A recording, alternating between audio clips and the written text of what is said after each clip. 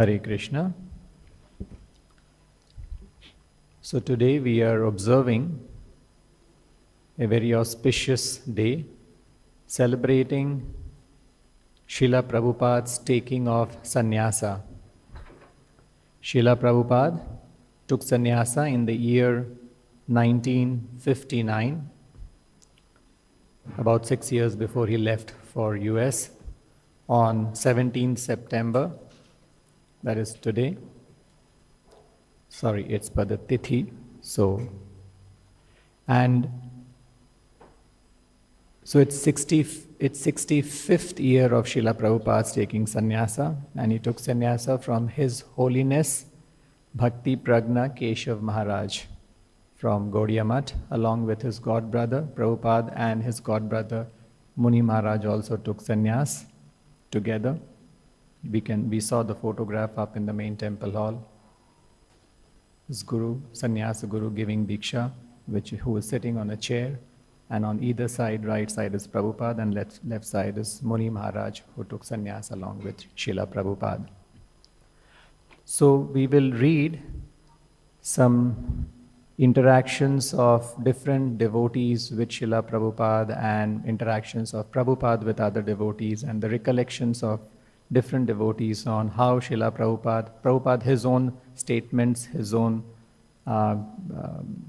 talks about his taking sannyas. So all how he took sannyas, and finally how he went to the US on board the Jaladuta. So let us read all these things and remember Srila Prabhupada. Interaction with Srila Bhakti Siddhanta Saraswati Thakur during Srila Prabhupada's Grihastha days. So Prabhupada's interaction with Bhakti Siddhanta recollected by some devotee. Excerpts from one book. This is compiled from one book, compiled by Mula Prakriti Devi Dasi. These are the recollections of Shripad Nayana Nanda Das Babaji Maharaj, who was a god brother of Srila Prabhupada. So Srila Nayana Nanda Das Babaji Maharaj is recollecting this. This is what he said in the year 1999. The last year that our Guru Deva, Srila Bhakti Siddhanta Saraswati Thakur, organized and performed Gaur Mandal Parikrama, thousands and thousands of pilgrims assembled at our Champahati Mandira. There was a whole village of tents in all directions. On the afternoon of the last day, one of our god brothers had just arrived in Navadvip, having returned from London by boat. He had gone to preach, but had returned without meeting with full success. In the evening, while Guru Maharaj was giving pravachan, Bhaktisiddhanta was giving pravachan, he explained that it was his earnest desire that the teachings of Chaitanya Mahaprabhu should be spread in the Western countries. He told how it was the vision of Srila Bhaktivinoda Thakur that this would happen, and it was also the last request of his mother, Srimati Bhagavati Devi, to him before she left this world. Consequently, he had been willing to take the life blood of the Gaudiya Math in funds to send devotees there in the Western world to preach. But so far, these attempts had been largely unsuccessful. At this moment in his talk, I noticed, Nayanananda Das Babaji Maharaj is recollecting, I noticed that something very mysterious was happening. So there is the talk happening, Nayanananda Das Babaji Maharaj is in the assembly, Bhaktisiddhanta is speaking, and Srila Prabhupada is also there. So all three of them are there along with other god brothers. So at this moment in his talk, I noticed that something very mysterious was happening. Guru Maharaj was looking out at the large crowd of devotees, especially in the front where all the sannyasis and brahmacharis in red cloth were. Then he turned his head and looked over to his left side where I was standing. He was looking intently at someone and became silent for a long moment. I happened to look behind me and I clearly saw that the person with whom he was making eye contact was Abhay Charanaravinda Prabhu. Srila Prabhupada ki. I thought that they were looking at each other in a special way. Then Guru Maharaj again addressed the audience in front of him and said, I have a prediction. However long in the future it may be, I predict that one of my disciples will cross the ocean and that devotee will bring back the whole world.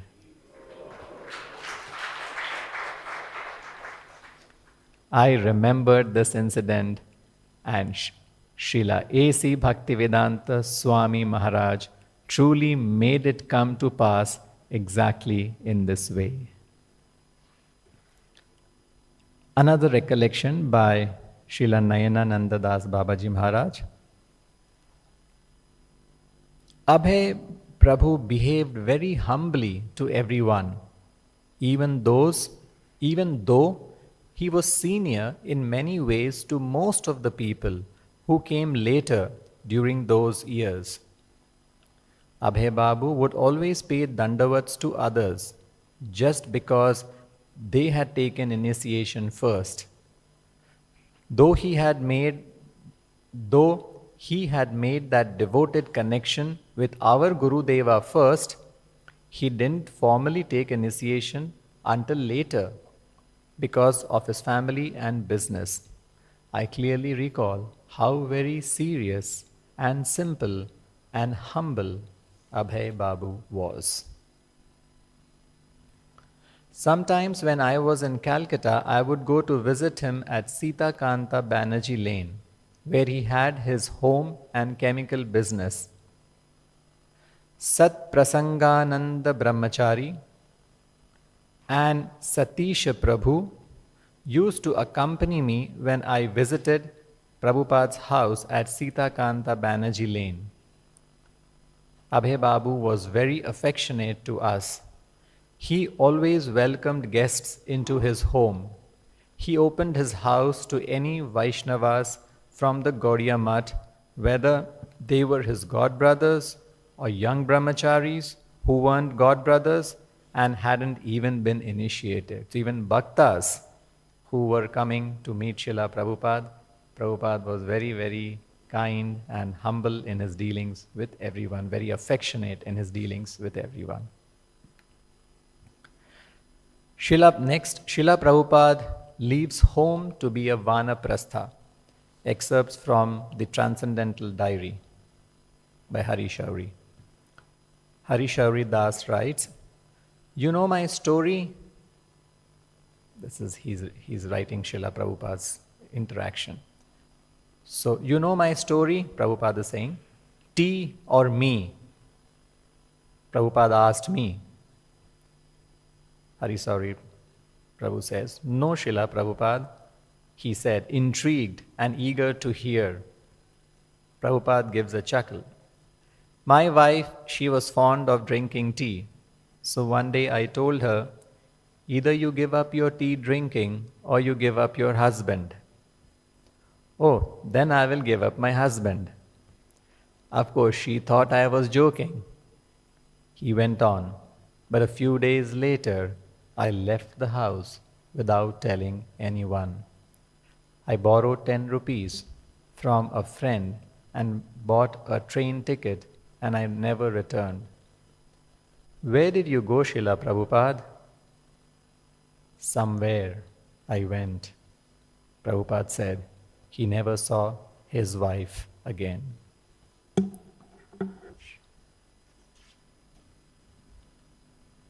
Srila Bhaktisiddhanta Saraswati Thakur urges Srila Prabhupada to take sannyas. So the actual event, how Prabhupada took sannyas, Prabhupada mentioned this in his lectures also. So this is an excerpt from Srila Prabhupada Lilamrita, volume 1 by Satsarupa Prabhu. One night, Abhay had a striking dream, the same dream he had had several times before during his days as a householder. Srila Bhakti Siddhanta Saraswati appeared just as Abhay had known him in his dream. The tall, scholarly sannyasi coming directly from the spiritual world, from Krishna's personal entourage. Bhaktisiddhanta Saraswati Thakur called to Abhay and indicated that he should follow. Repeatedly, he called and motioned. Bhaktisiddhanta was asking Abhay to take sannyas. Come, he said, become a sannyasi. Abhay awoke in a state of wonder. He thought of his instruction as another feature of the original instruction Srila Bhaktisiddhanta had given him at their first meeting in Calcutta. The same instruction that his spiritual master had later solidified in a letter, that is, become an English preacher and spread Krishna consciousness throughout the Western world. And sannyas taking was for that purpose. Otherwise, why would his spiritual master have asked him to accept it? Abhay reasoned that his spiritual master was saying, now take sannyasa and you will actually be able to accomplish this mission of preaching in the Western world. Formerly, the time was not right. Now is the right time. Abhay deliberated cautiously. By accepting sannyasa, a Vaishnava dedicates his body, mind, and words totally to the service of the Supreme Personality of Godhead, renouncing all other engagements. Abhay was actually doing that already. Srila Bhaktisiddhanta had offered sannyasa to his leading disciples so that they could continue his mission. They hadn't done it. Preaching in the West had proved perilous even for the Gauriya Math's most recognized sannyasis. So preaching in the West had proved difficult, not so easy, even for the Gauriya Math's most recognized sannyasis. So how could Abhay, a mere householder, presume that he could succeed where others had failed? Abhay was hesitant. The helpless, incapable feeling that he had was expressed in his Viraha Ashtaka. But now his spiritual master was beckoning him over all other considerations, even over natural humility, that he must take sannyas. Now, although he was elderly and alone, the desire to preach, just as his spiritual master had preached, remained within him. A fierce though sometimes quietly expressed determination. It was like a fierce determination, a big determination, but quietly expressed. The Vedic standard and the example set by the previous acharyas was that if one wanted to lead a preaching movement, sannyasa was required. Srila Bhakti Siddhanta had taken sannyasa to facilitate his missionary work. Lord Chaitanya had taken sannyasa to further the Sankirtan movement. Of course, Lord Chaitanya was the Supreme Personality of Godhead. But when his young students had been disrespectful towards him, treating him as an ordinary man, Lord Chaitanya took sannyasa. Because a sannyasi is automatically respected, Lord Chaitanya's acceptance of sannyasa was a calculated tactic. As soon as he began traveling throughout India as a sannyasi, he immediately attracted thousands of followers to the Sankirtana movement. Abhay turned to Keshav Maharaj in Mathura, and Keshav Maharaj told him, Abhay, to take sannyasa immediately. After corresponding with Tirtha Maharaj, Abhay had felt some uncertainty about accepting sannyasa. And now that he was being encouraged so strongly, he resisted. But Keshav Maharaj was insistent. Srila Prabhupada writes, I was sitting alone in Vrindavan writing. My god brother insisted to me, Bhaktivedanta Prabhu, you must do it. Without accepting the renounced order of life, nobody can become a preacher. So he insisted. Not he insisted, practically my spiritual master insisted. He wanted me to become a preacher, so my spiritual master forced me through his god brother. You accept.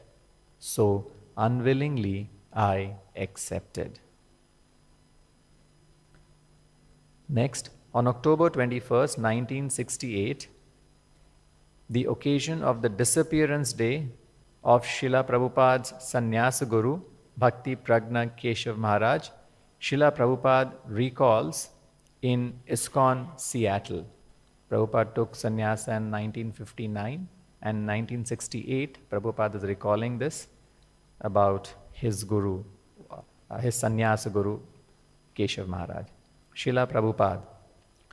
One has to accept the renounced order from another person who is in the renounced order. So I never thought that I shall accept this renounced order of life. In my family life, when I was in the midst of my wife and children, sometimes I was dreaming my spiritual master that he was calling me and I was following him. When my dream was over, I was thinking, I was a little horrified. Oh, Guru Maharaj wants me to become sannyasi? How can I accept sannyasa? At that time, I was feeling not very satisfaction that I have to give up my family and have to become a mendicant. At that time, it was a horrible feeling. Sometimes I was thinking, no, I cannot take sannyasa. But again I saw the same dream. So in this way, I was fortunate.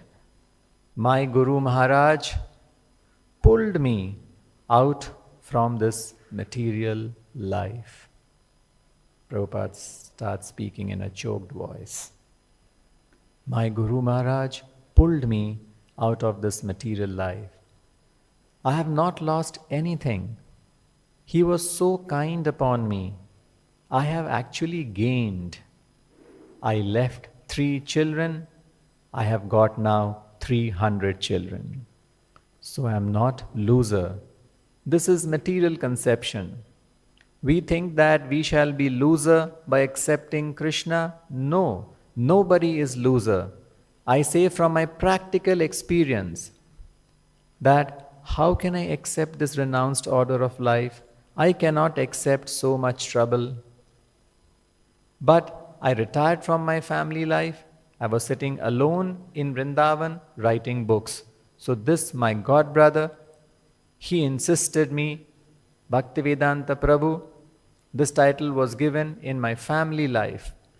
It was offered to me by the Vaishnava society. So he insisted me. Not that he insisted me, practically my spiritual master insisted me through him that you accept. Because without accepting the renounced order of life, nobody can become a preacher. So he wanted me to become a preacher. So he forced me through his god brother, you accept. So unwillingly I accepted. And then I remembered that he wanted me to go to the Western country. So now I am feeling very much obliged to my god brother, Keshav Maharaj, that he carried out the wish of my spiritual master and enforced me to accept the sannyasa order. Now, Prabhupada accepts sannyasa, the main incident. Excerpts from Srila Prabhupada Leelamrita. Keshavji Gaudiya Math was, so he took sannyasa in Mathura, in Keshavji Gaudiya Math. Keshavji's Gaudiya Math was located in the midst of one of the Mathura's downtown bazaars. Its main entrance, an arched doorway, led into a courtyard, open to the sky through a metal grating above. Abhay Babu entered the matha dressed in white, but he would soon be leaving dressed in saffron, a sannyasi, a Swami. Abhay had been living as a renunciant for 9 years. There was no need for him to observe a ceremony or to proclaim himself a sadhu by changing to saffron dress. But it was the parampara system that a man take Tridandi sannyas at the end of his life. He was aware of the cheating sannyasis even in Vrindavan. He had seen so many sadhus who did not preach but simply spent their days hunting for chapatis. Some Swamis of Vrindavan even indulged illicitly in what they had supposedly come here to reject, sex life. Such persons were making a mockery of sannyasa. And there were the caste Goswamis also, who lived like ordinary householders, running temples as a business to support their families and accepting honor and donations from the public on the false basis of birth. Abhay knew of these abuses of sannyasa, but he also knew the real purpose of sannyasa. Sannyasa was for preaching. On the morning of September 17th, 1959, in the 50 by 25 foot DT room, 50 by 25 foot DT room on the second floor of the Keshavji's mutt, the actual place where he got sannyas, a group of devotees sat before the deities of Radha Krishna and Lord Chaitanya. The deities were colorfully dressed in royal clothing and silver crowns. Abhay sat on a mat of kusha grass beside 93-year-old Sanatan, also to receive sannyasa that day. Sitting opposite the two candidates, Narayan Maharaj, Keshav Maharaj's disciple, prepared to conduct the ceremonies of mantras and offerings of grains and ghee into the fire. Akinchana Krishnadas Babaji, Abhay's godbrother, known for sweet singing, played mridanga and sang Vaishnav bhajans.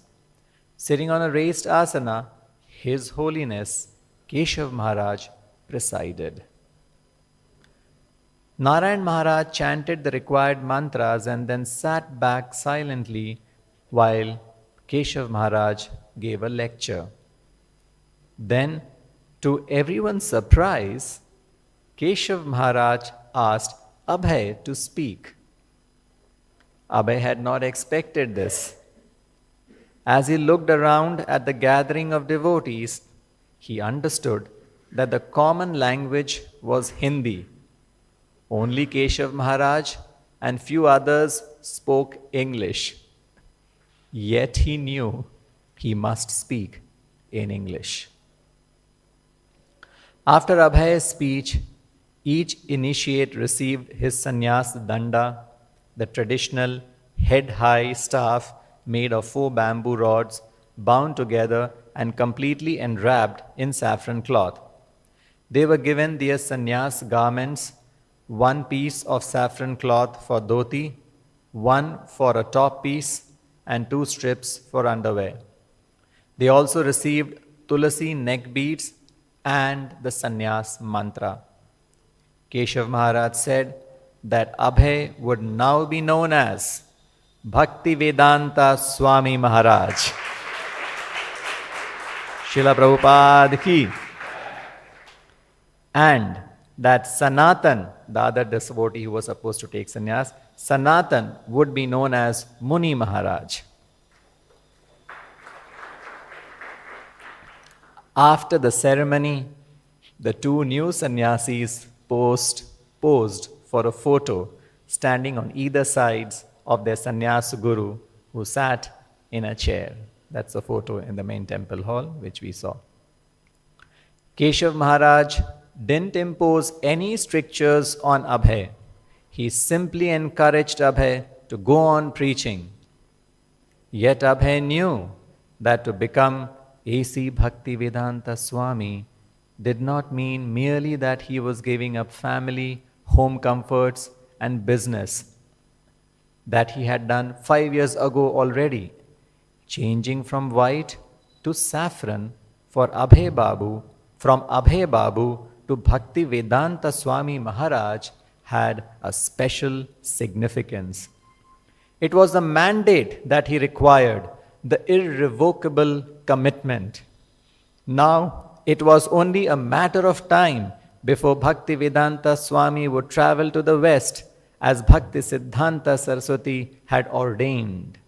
This was Bhaktivedanta Swami's realization of his new sannyasa status.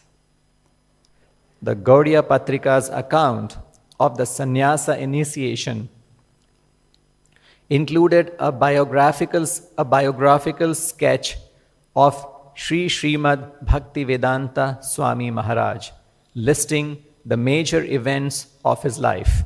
So Gaudiya Patrika published an article on the sannyas initiation of Srila Prabhupada, listing the major events of Srila Prabhupada. And after the article concluded like this.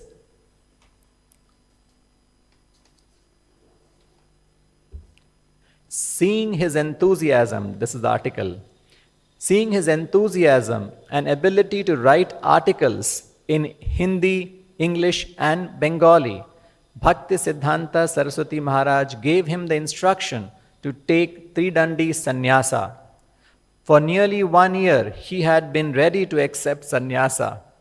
In the month of Bhadra, on the day on which Vishwarupa accepted sannyasa, Bhaktivedanta Swami at the Sri Keshavji Gaudiya Math in Mathura accepted sannyasa from the founder of the Vedanta Samiti, Bhakti Pragna Keshav Maharaj. Seeing him accept his ashram of renunciation, seeing this pastime for accepting the renounced order of life, we have attained great affection and enthusiasm. One of the Srila Prabhupada's disciples, Rupa Vilas Das, he recalls, we were spending a little time with Prabhupada's god brother, Krishnadas Babaji Maharaj, with whom he had very affectionate relationship. He was telling us the story of Prabhupada's taking sannyas, and he said, so a particular thing happened during that time when the ceremony was going on. That is what he's recollecting. So the ceremony was going on with Keshav Maharaj overseeing and conducting the initiation, and Narayan Maharaj was chanting the mantras, and I was doing bhajan. That is Krishnadas Babaji, another devotee. But as is my habit, I got a little too loud. So Keshav Maharaj was making a gesture with his hand, palm down, as if to say, not so loud. Krishnadas Babaji said, and as soon as he would turn his head, your Prabhupada would go like this, turning his palm up, indicating to chant louder. Then Krishnadas Babaji laughed as he did always, and he said, it was then that I knew he would be the leader of the Hare Krishna movement. So loud chanting, what Prabhupada always stressed, is coming out in this incident also. Another excerpt from the book Srila Prabhupada at Radha Damodar, written by Mahanidhi Swami. After Srila Prabhupada taking sannyas, Narayan Maharaj recalls, I would visit Srila Prabhupada many times while he was staying at Radha Damodar temple between 1962 to 1964. One time I went there and he was sitting on the floor on a torn quilt. After sitting down on my chadar, we both discussed the Srimad Bhagavatam. There was no bed in Srila Prabhupada's room. He was sleeping on the floor. On another occasion, Narayan Maharaj recalls, often we would have kirtan in his room at Radha Damodar. Prabhupada played mridanga, I played kartals.